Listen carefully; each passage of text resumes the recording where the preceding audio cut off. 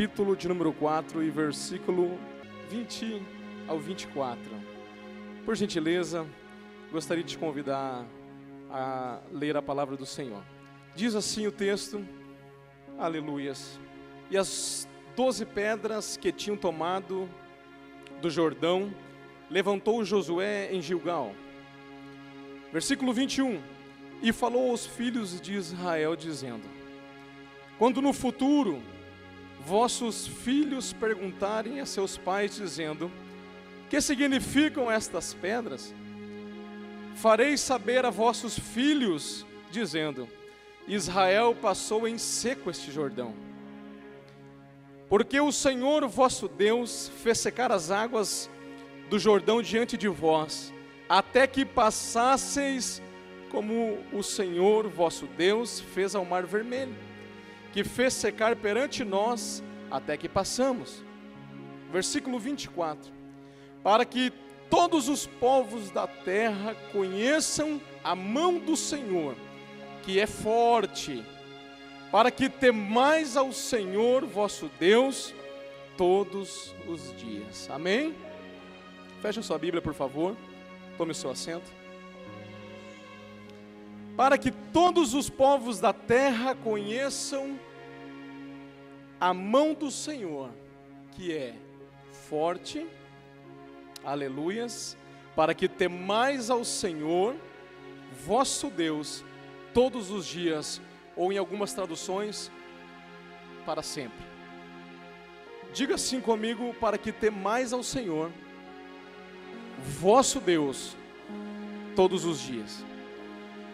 Hoje é um culto de ensinamento, e o Senhor dirigia a minha vida a um tema, a falar um pouquinho sobre o temor de Deus. Quando nós temos uma oportunidade de falar assim, mais a respeito de um estudo, nós podemos então tematizar uma mensagem, direcionar ela para uma área. Talvez hoje ela seja mais num sentido de estudo, mas eu quero que você preste bastante atenção naquilo que o Senhor quer nos ensinar nesta noite. O tema desta mensagem é temor, como característica dos santos. Amém? O texto fala, queridos, de um milagre extraordinário, muito forte. Israel havia passado o Jordão em seco. O Senhor havia, mais uma vez, feito uma maravilha e aberto o mar para que eles passassem. Mas era algo tão grandioso que eu percebo pela palavra, que era algo tão fantástico e tão extraordinário, que o Senhor fez com que este povo levantasse altares, levantasse pedras, levantasse memoriais. E para quê? O texto diz, para que as gerações futuras, para que os filhos daqueles que estavam ali, para que os filhos dos filhos, para que até nós mesmos, nos dias de hoje, pudéssemos ainda olhar para isso e contemplar a grandeza de um Deus forte e todo-poderoso. É um texto muito profundo, e eu começo a olhar e entender que o que estava acontecendo nesta ocasião, quando Deus manda que Josué levantasse um altar com pedras, é que Deus estava pedindo para que ele construísse referenciais, porque ele disse: quando os vossos filhos, quando no futuro os vossos filhos perguntarem aos pais, que significam estas pedras, fareis saber que Israel passou em seco o Jordão. Era um memorial, era uma marca referencial, era uma, aleluias, era uma rota que o Senhor queria que ficasse registrada. E na verdade, queridos, eu acho muito tremendo isso, porque eu olho para os nossos dias e vejo a importância de nós contextualizarmos isso, porque foi muito atrás, foi muito no passado.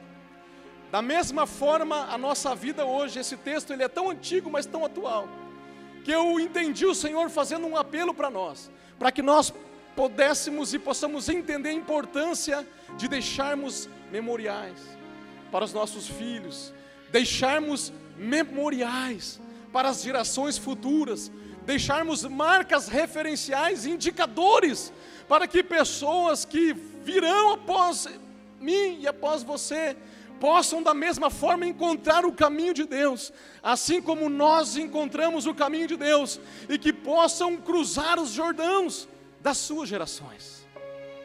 E o Senhor fala de algo muito importante, que é uma palavrinha aqui muito temática e uma palavra-chave no texto, que é a palavra temor.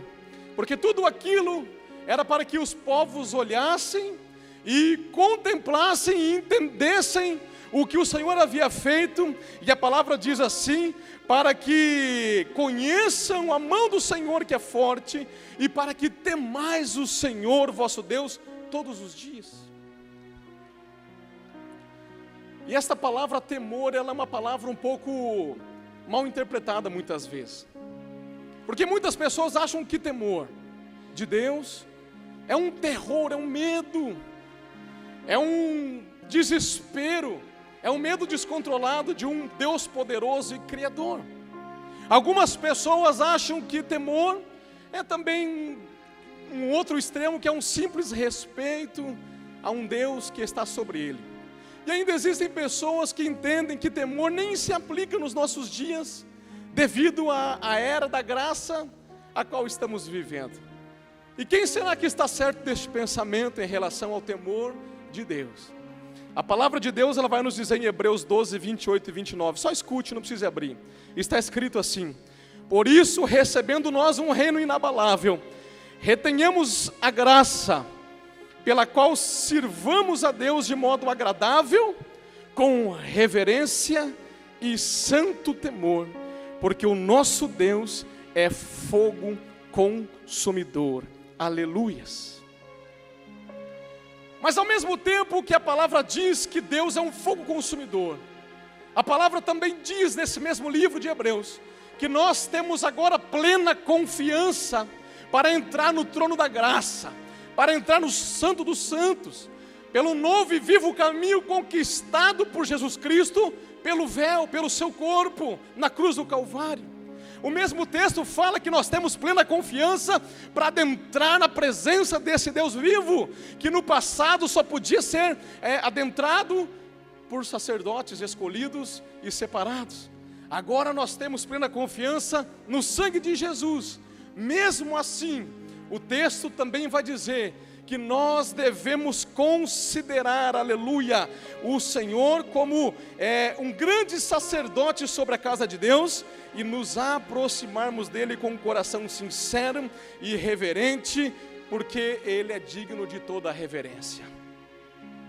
O Salmo de número 33 vai falar um pouquinho por que é que esse Deus merece tanta reverência e tanto temor. O Salmo de número 33 vai explicar um pouquinho a grandeza. Vai dizer que pela sua palavra ele criou os céus e os corpos celestes. Vai falar que com o seu sopro ele junta os mares sobre a terra, que das profundezas ele faz reservatórios de água. No Salmo de número 33 vai falar que todos os povos temam o Senhor, temam e tremam a esse Deus que é soberano e todo-poderoso. Ora, se as celebridades do nosso tempo, se os grandes homens, os presidentes, os reis, os astros, os filósofos merecem tanta reverência por aí, o que dirá do Pai das luzes, do Pai dos espíritos, do Criador de todas as coisas? O nosso Deus merece todo respeito e reverência. Mas então, Carlos, o que é o verdadeiro temor? Como nós podemos entender o temor? Eu digo para você que ele não é um medo desesperador, mas também não é um simples e mero respeito. O temor é um profundo respeito com a pessoa de Deus. Isso fala de conhecer quem ele é. Isto fala de conhecer o seu caráter, de conhecer os seus atributos, de saber que ele é justiça, que ele é juízo, que ele é amor, que ele é santo, que ele é luz em meio às trevas, em saber que ele vai julgar e condenar o pecado, porque ele odeia o pecado, mas ama todos nós que somos pecadores. O temor de Deus é ter um respeito por este Deus, é saber que se nós obedecemos e temíamos os nossos pais, temíamos aos nossos pais, por causa de uma cinta pendurada lá atrás da porta, por causa de uma varinha desfolhada, de um chinelo 44, se nós temíamos algumas boas surras, e nós desenvolvimos disciplina e temor, e um pai que nos castigava quando nós os desobedecíamos, imagina então um Deus todo-poderoso, que diz que Ele corrige sim o filho que Ele ama. Temer a Deus é respeitar profundamente este Senhor, este Criador de todas as coisas, aleluia. É entender, aleluias, que nós temos razões de sobra para respeitarmos Ele, mas não termos um medo desenfreado, porque nós temos uma promessa lá em Romanos 8:38, que nada nos separará do seu amor em Cristo Jesus. Nem a morte, nem a vida, nem anjos, nem demônios, nem a fome, nem a nudez, nem nada, está escrito lá, nada nos separará do amor de Deus que está em Cristo Jesus. Por isso há uma confiança, há uma segurança na palavra de Deus, que nós não precisamos andar desesperados, achando que seremos fulminados a qualquer momento, não, porque o Senhor Jesus Cristo pagou o preço na cruz do Calvário, e conquistou um lugar para mim, para você, diante desse Deus que é fogo consumidor. Esse temor que Deus requereu no passado, de Josué, do seu povo e das gerações seguintes, Ele vai passando agora através das gerações, e Ele chega aos nossos dias, como um princípio muito bem estabelecido e observado também no Novo Testamento, ou seja, na igreja primitiva. Tem palavra, Carlos? Tem palavra. Atos 9:31, escute. A igreja passava por um período de paz em toda a Judéia, Galiléia e Samaria. Ela se edificava e, encorajada pelo Espírito Santo, crescia em número, vivendo no temor do Senhor. Aleluias. Aleluias. Paulo também fala aos Coríntios na segunda carta, 7:1. Amados, visto que temos essas promessas, purifiquemo-nos de tudo o que contamina o corpo e o espírito, aperfeiçoando a santidade no temor de Deus. Nós vamos ver, queridos, que esta palavra está presente lá no passado, no presente, e ela estará sempre presente no futuro. O que é que eu quero dizer para você? Que esta palavra, temor, ou que temer a Deus, nunca caiu de moda. Que temer a Deus não se tornou antiquado. Que temer a Deus não é algo velho, ultrapassado. Mas temer a Deus é algo que toda a igreja que serve o Deus vivo e verdadeiro deve aprender e deve viver e aplicar na sua vida um santo temor. E como é que eu posso, Carlos, desenvolver um temor? Como é que eu posso vivenciar este temor? Aleluias! Como é que eu posso aprender? A palavra de Deus vai dizer, Provérbios 1:7, que o temor de Deus é o princípio da sabedoria, é o princípio da ciência, é o princípio do saber. Aprender o temor do Senhor, aleluias, e colocá-lo em prática, nos dará condições, escute, de obedecer ao chamado do Senhor, de levantar novos memoriais. Aquilo que o povo fez lá atrás, a ordem do Senhor era: levantem as pedras, levantem as 12 pedras, construam um memorial, e vocês vão dizer que o Senhor livrou, e as gerações futuras vão temer e vão adorar para sempre. Eu e você temos o mesmo chamado na face desta terra, que é construir memoriais, para que as gerações possam ver Deus e possam seguir neste caminho. E através do que, Carlos? Através de levantar algumas pedras? Não, através da minha e da tua vida, que a palavra vai dizer que são pedras vivas e usadas na edificação de um templo espiritual, de uma igreja espiritual. As pedras somos nós. Diga para o seu irmão: sabia que você é uma pedra viva? Diga para ele. Aleluias, aleluias, oh glórias. Aprender o temor do Senhor e colocá-lo em prática nos dará condições de levantar novos memoriais, novos marcos referenciais para os nossos filhos, para os nossos netos e gerações futuras. Temer a Deus, reverenciá-lo e respeitá-lo profundamente, irá influenciar diretamente no modo como vivemos as nossas vidas. O temor de Deus, amados, ele vai operar justamente no modo que nós vivemos. Como é que estamos vivendo nesta terra? E eu não estou falando aqui de um código de regras, para que nós possamos cada dia fazer um checklist lá nos códigos e nas regras. Não é isso. Não é isso, não é a observação de um código vazio e morto de regras. Não é a observação de preceitos religiosos que não podem criar vida. Não é a observação de regras humanas, mas eu estou falando como está a nossa vida, como está o rio que tem que brotar do nosso interior, a jorrar para a vida eterna, a saber, o Espírito Santo dentro de nós. Como está a manutenção do homem espiritual, que foi gerado em Deus, e que cresce em conhecimento de Deus, para a justiça. Como está? O homem que aprender a respeito do temor de Deus, e a viver debaixo de um temor, de um respeito profundo, de uma admiração e de um amor a esse Deus, ele vai desenvolver algumas características. Por isso que eu disse, temor como característica dos santos. E uma das características que ele vai desenvolver é que ele vai aprender a levantar altares de humilhação na sua trajetória.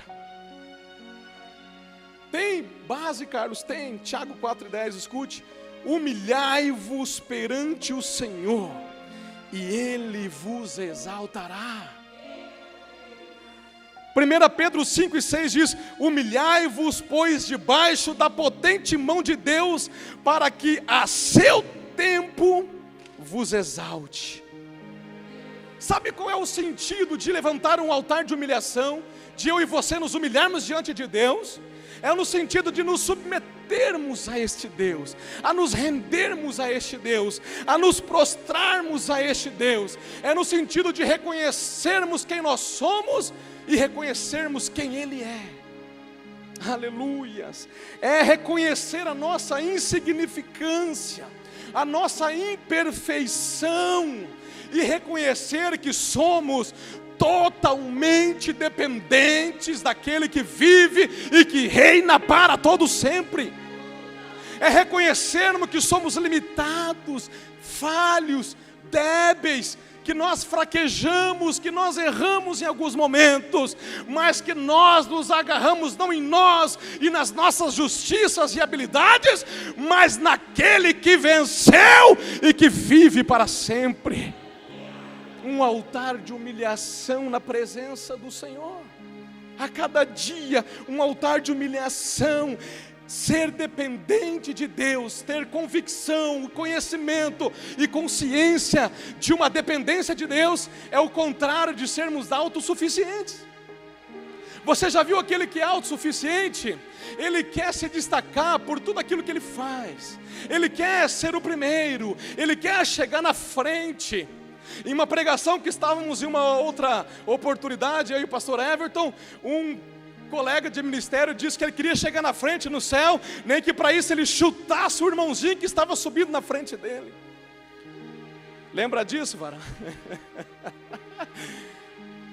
O autossuficiente, ele produz, ele confia em si mesmo, ele é o bambambam, ele é bom.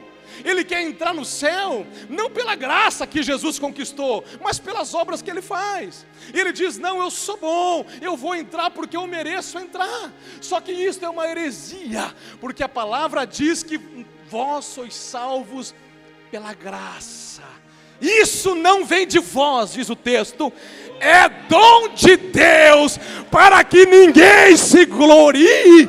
Alamassubiandarabacai. Não vem de vós, não vem de mim, não vem de você, não vem da Mariazinha, do Joãozinho. A salvação não vem de ninguém, mas vem daquele que pagou o preço no meu lugar e no teu lugar. E Ele ofereceu e diz, crê em mim e entra na casa do meu Pai. É por isso que um dia ele se levanta e diz: eu sou o caminho, a verdade e a vida, e ninguém vem ao Pai senão por mim. Aleluia. Um altar de humilhação é saber que eu e você, o nosso lugar não é com o nariz empinado, não é soberbo, não é orgulhoso, não é prepotente. É saber que o nosso lugar é com a carinha no pó, com a boquinha no pó, e dizendo que Ele é Rei e que reina. Oh! Quem pode aprender a se humilhar diante de Deus, diga glória a Deus, diga aleluia, aleluias. Seja humilde, seja humilde, seja humilde, seja humilde na presença daquele que é todas as coisas. Moisés perguntou um dia: o que eu vou dizer para eles? Quem que está me mandando? E o Deus vivo e todo-poderoso disse: diga a eles assim, que o eu sou está te enviando. Só tem um que é, só tem um que é. Tem muita gente achando que está subindo a escadinha da prepotência, da arrogância, está subindo a escadinha, aleluia, da loucura. Sabe o que tem que fazer? Dá tempo ainda, virar de volta e descer, e colocar a carinha no pó e dizer: Senhor, Tu reina. Alabaçubiandarabacai, aleluias. Não é porque nós merecemos, mas é porque Ele é bom e a sua benignidade dura para sempre. É por causa daquilo que está em João 3,16, porque Deus amou o mundo de tal maneira que deu o seu Filho unigênito, para que todo aquele que nele crê não pereça, mas tenha vida eterna. Não é o que se acha, mas é aquele que se humilha. É aquele que se humilha. Aleluias, aleluias. Tem algo, irmãos, que nós precisamos entender para nos diferenciar dos outros. Cristianismo não é uma religião em que nós nos destacamos, em que nós conquistamos as coisas. Eu não saio do buraco pela minha habilidade de escalar um buraco. Eu não saio de um buraco fundo porque eu desenvolvi técnicas de alpinismo. Eu só saio de um buraco porque alguém conquistou o direito de jogar a corda para mim e me salvar daquela morte. Se eu não agarrar nesta corda, aí o problema é meu. Eu preciso querer pegar nesta corda. Eu preciso acreditar que somente este pode me tirar daquela morte. Mas eu nunca sairia e sairei de lá sozinho. Eu preciso que aquele que pagou o meu preço jogue a corda e ele vai me tirar do buraco. Dependência, dependência, dependência, aleluias. O texto diz: a seu tempo Ele vos exaltará. A seu tempo. Há um tempo, querido. Há um tempo. Você não vai viver só se humilhando, não. Mas Ele diz: aquele que se humilha, haverá um tempo em que eu, o Senhor, vou levantar.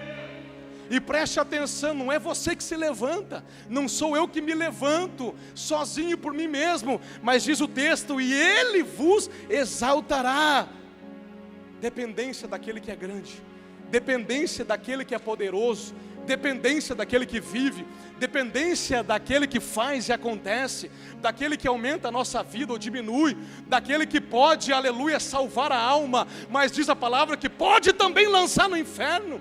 Diz a palavra: não tem mais os homens que podem apenas matar o corpo, tem mais antes aquele que pode matar o corpo e lançar no inferno. Dependência, dependência, dependência, um altar de humilhação. Quando nós desenvolvemos um temor nesse Deus, nós vamos levantar memoriais, altares de humilhação, e as pessoas que estão ao nosso redor vão ver esses memoriais e vão passando para frente e vão dizendo como aquela pessoa é humilde, como é diferente. Ele não procura sentar na primeira cadeira, ele não espera honra, ele é diferente, ele é humilde, ele é alguém que fala diferente, é alguém que age diferente, é alguém que pensa diferente. Um altar de humilhação. Quem desenvolve temor, quem aplica o temor de Deus na sua vida, adquire uma outra característica de levantar um altar de obediência na sua vida. Tem base? Tem. João 14, 23 e 24. Se alguém me ama, obedecerá a minha palavra. Meu Pai o amará. Nós viremos a Ele e faremos morada nele. Aquele que não me ama, não obedece às minhas palavras. Seja o que for que o nosso pai nos disser, seja o que for que o nosso pai nos pedir, seja o que for que o nosso pai sugerir, seja o que for que o nosso pai ordenar, nós vamos escolher obedecer, porque nós amamos este Deus, nós amamos este pai. Todos aqui já viram crianças rebeldes e desobedientes, aquelas crianças que fazem o pai passar vergonha em qualquer lugar, aquelas crianças que dão birra, que gritam, que rolam, que choram, e que o pai dá uma ordem, faz um pedido, e a criança não quer saber, e a criança não obedece, e a criança não obedece àquele pai. Mas engraçado que quando ela quer conquistar alguma coisa, ela se transforma, e ela obedece, e ela fica boazinha, mas só para conquistar. E depois que ela conquista, ela volta a ser aquela criança. E eu pergunto, será que esta criança ama de fato aquele pai? E eu vejo muitos de nós hoje, no nosso tempo, agindo assim com o Senhor. Quando nós queremos conquistar algo, nós vamos no pé do Pai, nós clamamos, nós oramos, nós choramos, nós pedimos, nós queremos amar o Pai. Aí o Pai nos dá, e depois viramos as costas. E quando o Pai nos pede algo, e quando o Pai nos pede para olhar para um próximo, para um semelhante, e quando o Pai nos pede para fazer algo na sua obra, e quando o Pai nos pede para olhar os seus pequeninos, e quando o Pai nos pede alguma coisa, nós damos tantas desculpas, estamos tão ocupados, colocamos tantos empecilhos, talvez. Será que amamos de verdade o nosso Pai? Para levantarmos um altar de obediência ao Senhor, nós temos um exemplo a seguir na palavra de Deus. Escute, Filipenses 2, a partir do 5, diz sobre o exemplo de que como cristão devemos seguir. Seja a atitude de vocês a mesma de Cristo Jesus, que embora sendo Deus, não considerou que o ser igual a Deus era algo a que devia pegar-se, mas esvaziou-se a si mesmo, vindo a ser servo, tornando-se semelhante aos homens, e sendo encontrado em forma humana, humilhou-se a si mesmo, e foi obediente até a morte, e morte de cruz. Por isso, Deus o exaltou à mais alta posição, e lhe deu um nome que está acima de todo nome, para que ao nome de Jesus se dobre todo o joelho, nos céus, na terra e debaixo da terra, e toda língua confesse que Jesus Cristo é o Senhor, para a glória de Deus Pai. Aleluia. Olha como começa: seja a atitude de vocês a mesma de Cristo Jesus. Seja a nossa atitude a mesma. Um altar de obediência, queridos. E aí não é fácil, é difícil. É difícil falar aquilo que ele disse no Getsemane: que não seja feita a minha vontade, Senhor, mas a tua vontade. Porque isso vai falar de renúncia. Isso vai falar de abrir mão de algumas coisas. Não de tudo, não de todas, mas de algumas. Nós sabemos que o caminho do Evangelho é um caminho estreito, e a Bíblia diz que largo é o caminho que leva à salvação? Não, à perdição. Mas estreito é o que leva à salvação. Mas diz a palavra que porque um é estreito e é de difícil acesso, poucos são os que estão passando por ali encontrando este caminho. Em contrapartida, muitos estão encontrando e passando pelo caminho largo, achando que vai dar certo no final, mas o final é morte. Obediência é algo difícil para o ser humano, desde a infância. A criança mal começa a engatinhar, mal começa a ficar de pezinho, o que ela faz? Vai na cozinha, abre o armário da mamãe e pica fora tudo que é bacia, tapoeira e panela. Blá, blá, blá, blá, blá, blá, blá, blá.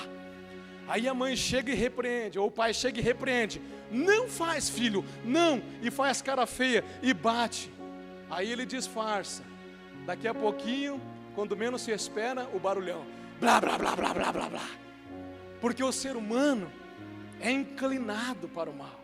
O ser humano tem uma herança sobre si, da sua natureza humana, caída. A natureza do primeiro Adão, caído. Ele tem uma predisposição para desobedecer. É por isso que é tão difícil, que eu e você, mesmo depois de convertidos, muitas vezes permaneçamos no caminho reto, na vereda que o Senhor tem para nós. Sozinho nós não vamos conseguir, mas eu tenho uma boa notícia para você.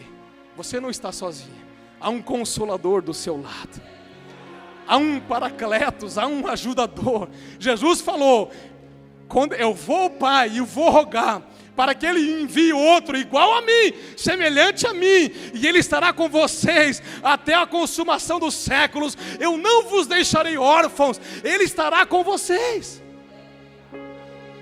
E esse Espírito o mundo não conhece. Diz a palavra que o mundo não conhece, mas a igreja do Senhor tem este selo da promessa, esta garantia, é o penhor, pastor Everton, está lá em Efésios capítulo 1, quando cresces na palavra da verdade, fostes selados com o Espírito Santo da promessa, que é o penhor, que é o selo, que é a garantia, aleluia, de que Jesus vai voltar para nos buscar. Altar de obediência, lebre a sub andarabacai. Não há como dizer que tememos o Senhor, se não nos dispormos a fazer a sua vontade. Levantará um altar de santidade também, mas não é a mesma coisa, Carlos, é parecido, está ali na vizinhança, mas eu quero aplicar para você de outra forma. Apocalipse 3:18 diz assim: compre roupas brancas e vista-se para cobrir a sua vergonhosa nudez. Só que, irmãos, deixa eu te dizer algo, isso aqui não é literal, tá? Não é para, a Bíblia não está dizendo para eu e você sairmos de casa como médicos, não, tudo de branco, como dentista, como enfermeiro, como padeiro, açougueiro, não. A palavra está dizendo de uma veste espiritual. O branco significa e simboliza a pureza do nosso Deus, porque Ele é puro, Ele é sem mancha, Ele é sem mácula, Ele é sem ruga, Ele é sem defeito, Ele é tudo, Ele é perfeito, Ele é o cara, Ele é forte, Ele é poderoso, Ele é grande. E está dizendo, compre roupas brancas e vista da sua nudez. Está falando de algo que precisa cobrir a nossa vida. É justamente esta pureza de Deus que precisa vir sobre nós. É justamente, aleluia, a presença daquele que pairava, daquele que cobria a face das águas, lá no Gênesis 1, a saber, o Espírito Santo sobre a nossa vida. E quando este Espírito, e quando esta veste espiritual estiver sobre nós, branca, representando uma pureza do nosso Deus, porque Ele é santo, então o nosso entendimento ele vai sendo transformado. E aí nós vamos entender Romanos 12:2, que diz: não vos conformeis com este mundo, mas transformai-vos segundo a renovação da vossa mente, ou do vosso entendimento, para que possais experimentar qual é a boa, agradável e perfeita vontade de Deus. Nós só iremos experimentar a boa, a agradável e a perfeita vontade de Deus nas nossas vidas quando o nosso entendimento mudar, quando as nossas ideias mudarem, quando aquilo que é velho ficar para trás, quando os conceitos do mundo ficarem para trás, quando os conceitos da religião ficarem para trás, quando os bloqueios do homem ficarem para trás, quando os aprendizados do vovô, da vovó, as mandigas ficarem para trás, quando todo o engano ficar para trás e a nossa mente se renovar no conhecimento de Deus, então experimentaremos o melhor de Deus. Seremos santificados pelo Senhor, pela sua palavra. É Ele que nos santifica, é Ele que nos torna santo, porque Ele é santo. É Ele que vai nos afastando do mal, do erro. É Ele que vai nos convencendo do pecado. E a nossa santificação, ela é paulatina, ela é de glória em glória, não é tudo de uma vez. Por isso você não deve se julgar todo o tempo. Por isso você não deve no primeiro deslize querer se jogar da ponte da amizade, não. Porque tem um que morreu pela tua vida e Ele está te ensinando dia após dia a você se santificar, se limpar. E daqui a pouquinho, aleluia, você que era escória, que era lixo, vai se assentar no trono de glória com o Senhor. Dê um aplauso para Ele, porque Ele merece. Oh, larabacandaraba, subiandarai. Aleluias. Aleluias. É Ele, é por Ele, é para Ele. É Ele.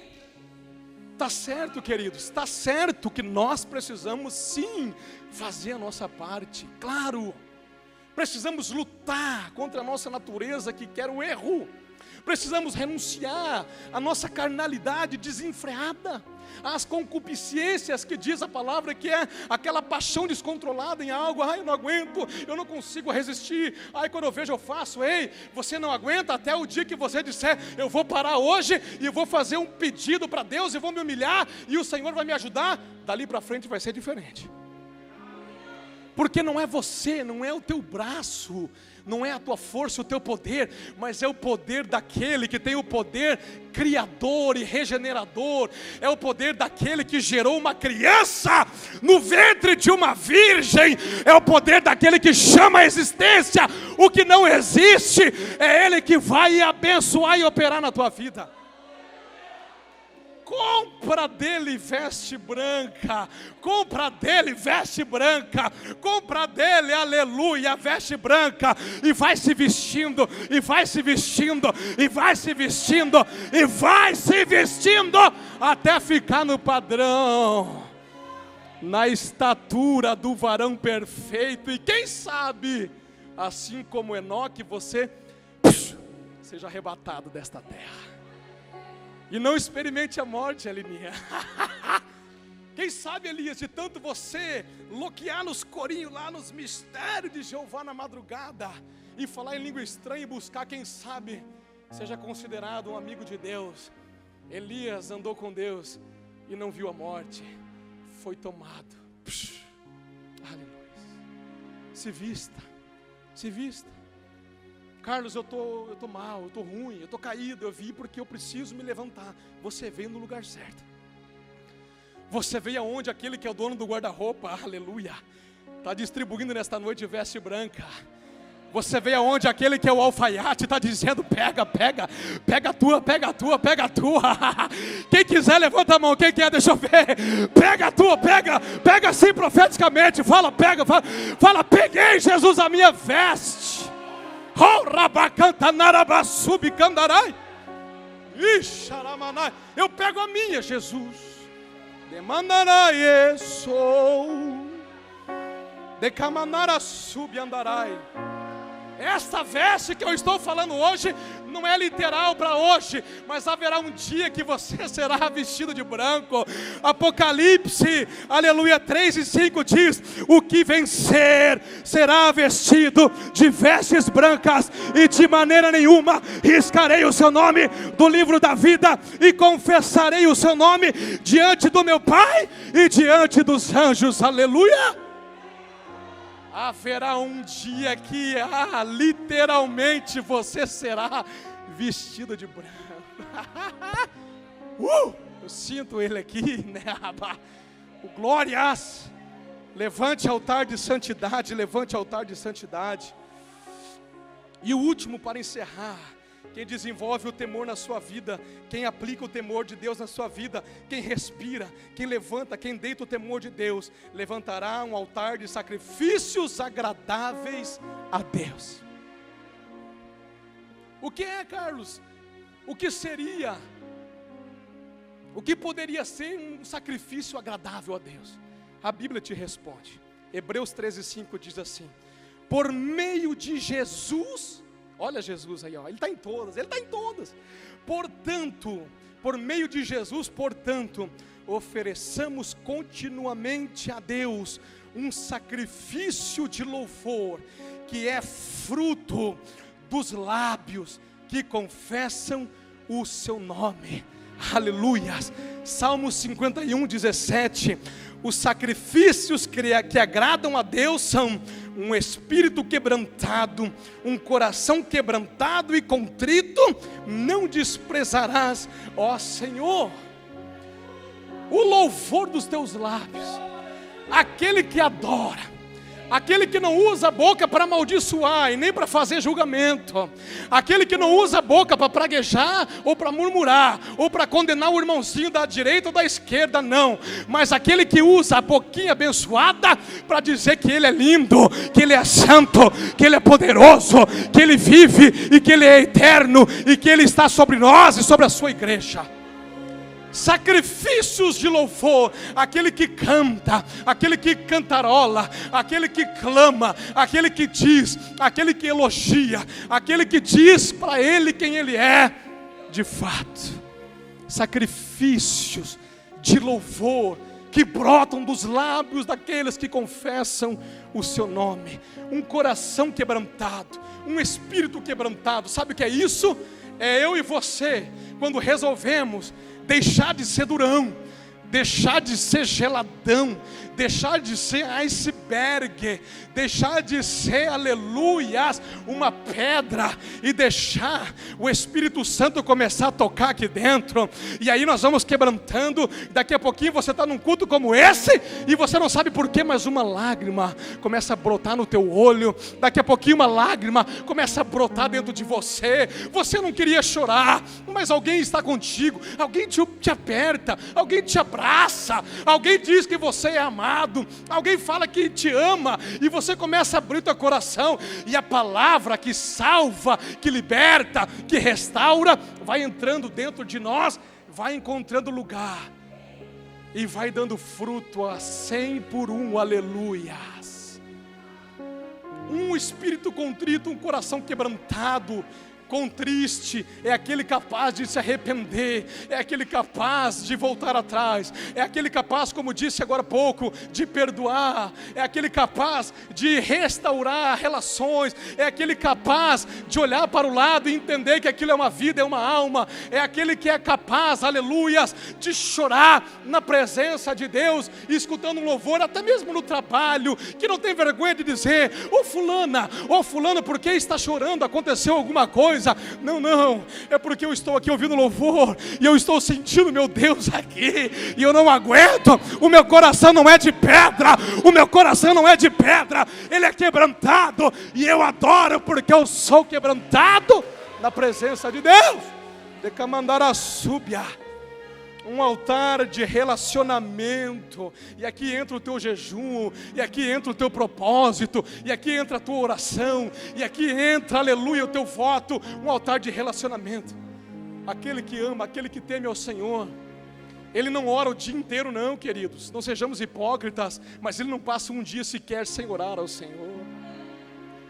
Ele ora sem cessar, dirigindo, no banheiro, no trabalho, na cozinha, na faxina. Ele ora, ele fala, porque o seu Deus está com ele. Ele sabe que ele está no trabalho, mas o trabalho pertence a Deus. Ele sabe que ele está na sua família, mas a sua família pertence a Deus. Ele não divide Deus das coisas, porque Deus é dono de toda a vida dele. Um altar de sacrifício, aleluias, debriaçou, é um altar de quem teme, de quem se conecta diariamente, não apenas nas redes sociais, mas na rede, aleluia, do eterno. Manabá subiandarai. É aquele que louva, é aquele que adora, é aquele que reconhece que é um Deus que merece, que os altares sejam levantados, que os memoriais sejam levantados. É aquele que sabe, ele se preocupa, que ele tem que deixar um legado. Deixa eu dizer algo para você, queridos, nosso tempo já foi. Deixa eu dizer algo para você. Todavia, o temor do Senhor só pode vir sobre as nossas vidas através do conhecimento desse Deus. Através do conhecimento desse Deus. E cada pessoa tem a opção de buscar ou não esse conhecimento. Cada pessoa, Provérbio 1:7 diz: o temor do Senhor é o princípio do conhecimento, mas os loucos desprezam a sabedoria e o ensino. Depende de nós, de cada um de nós, buscar o conhecimento desse Deus.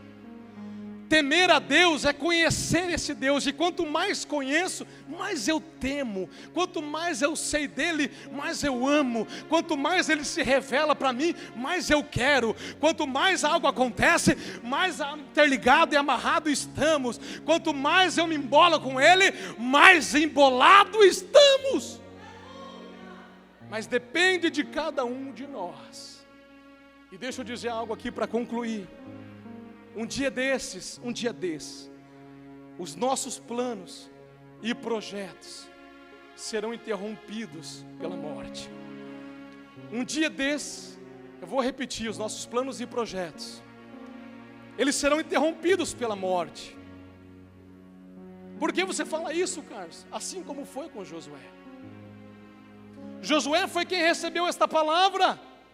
Mas chegou um determinado tempo que ele foi reunido aos antepassados, ele morreu, ele descansou. Chegará um tempo que os nossos planos serão interrompidos, como os planos do meu pai, que foi o ano passado com 59 anos de idade, em um AVC hemorrágico que simplesmente arrancou a sua vida de uma hora para outra. Chegará um momento em que os nossos planos e projetos serão interrompidos. Alabria súbia. E a pergunta que não quer calar: e o que iremos levar conosco? E o que iremos deixar para trás? O que iremos deixar como legado? Pense. Josué 4:24.